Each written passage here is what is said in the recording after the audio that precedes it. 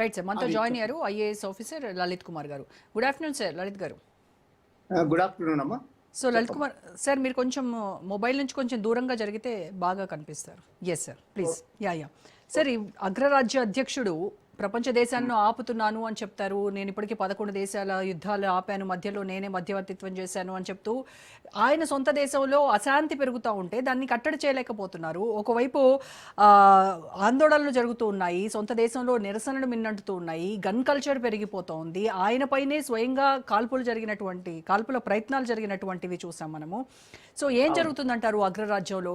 అంటే ఒక లూప్ హోల్ని పట్టుకొని, అంటే ఆయుధాలు ధరించడం అనేది పౌరుల ప్రాథమిక హక్కుగా రాజ్యాంగం చెప్తోంది అని చెప్పేసి ఆ ఒక్క కారణంతో ప్రతి ఒక్కళ్ళు కూడా మేము గన్నులు పట్టుకుంటాము, పిట్టల్ని కాల్చినట్టు కాల్చేస్తాము అని అనడం ఎంతవరకు కరెక్ట్ అంటారు? అది కరెక్ట్ కాదు.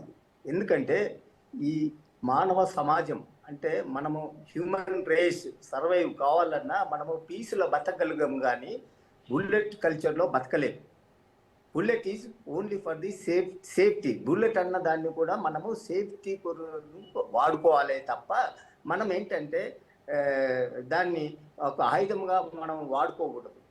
Right to liberty to life అని చెప్పి అమెరికన్ కాన్స్టిట్యూషన్లో రాసుకున్నది కరెక్టే అయినా కానీ ఇప్పుడు ఏ కాన్స్టిట్యూషన్ అయినా ప్రజల యొక్క safety, security, Tranquility, growth and development గురించి చూడాలి. కానీ ది సర్కమ్స్టాన్సెస్ ఆ రోజుల్లో అమెరికా కాన్స్టిట్యూషన్, రిటర్న్ కాన్స్టిట్యూషన్ రాసుకున్నప్పటి పరిస్థితులు వేరు, ఇప్పుడు కంటెంపరీ పరిస్థితులు వేరు.